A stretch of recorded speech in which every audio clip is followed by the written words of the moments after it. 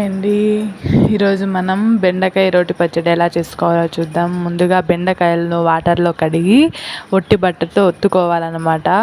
ఆ తర్వాత దానికి కావాల్సిన పచ్చిమిరపకాయలు, ఒక 2 టమోటాలు, ఒక 2 ఉల్లిగడ్డలు తీసుకొని టమోటాలు, బెండకాయలు, ఉల్లిగడ్డలు చిన్నగా తరుక్కోవాలి నేను చూపించిన విధంగా. తర్వాత పెనంలో ఆయిల్ వేసుకొని ముందుగా పచ్చిమిర్చి వేయించుకోవాలి. అందులోకి అలాగే ఆనియన్స్ కూడా వేసి వేయించుకోవాలి.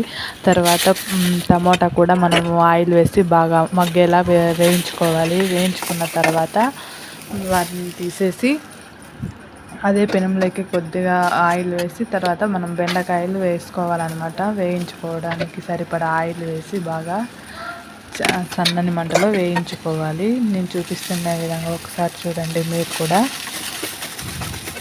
అందులోకి అలాగే కొద్దిగా చింతపండు కూడా వేసుకోవాలన్నమాట.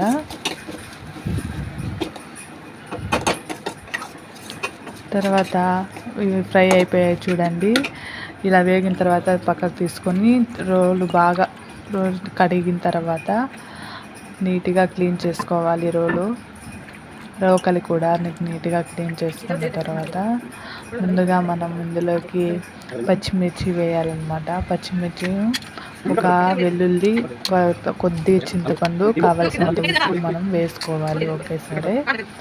ఇలా వేసుకున్న తర్వాత బాగా అది మెత్తగా రుబ్బుకోవాలి, దంచుకోవాలి. అది నేను చూపిస్తున్నాను చూడండి. ఆ విధంగా నీట్గా దంచుకున్న తర్వాత కొద్దిసేపటికి తర్వాత అది బాగా మనకు కావాల్సిన విధంగా తయారవుతుంది. ఆ తర్వాత మనం వేయించుకున్న టమోటాస్ ఉన్నాయి కదా, అవి కూడా వేసుకోవాలి. అవి కూడా బాగా మిక్స్ అయ్యేలాగా బాగా దంచుకోవాలన్నమాట. మెత్తని పేస్ట్ లాగా దంచుకోవాలి. చూడండి నేను ఎలా చేస్తున్నాను రోకలతో, ఒకసారి మీరు కూడా చూడండి. మనం ఎంత బాగా దాన్ని రుబ్బితే అంత టేస్ట్ వస్తుంది అన్నమాట. తర్వాత బెండకాయలు వేసుకోవాలి. మనం చిన్నగా తరిగి ఆయిల్లో ఫ్రై చేసాం కాబట్టి అవి చాలా బాగుంటుంది. జిడ్డు ఎక్కువగా ఉండదు అన్నమాట.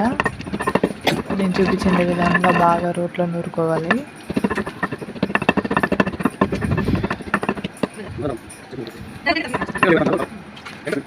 చూడండి ఎంత చక్కగా నూరేస్తున్నాను నేను.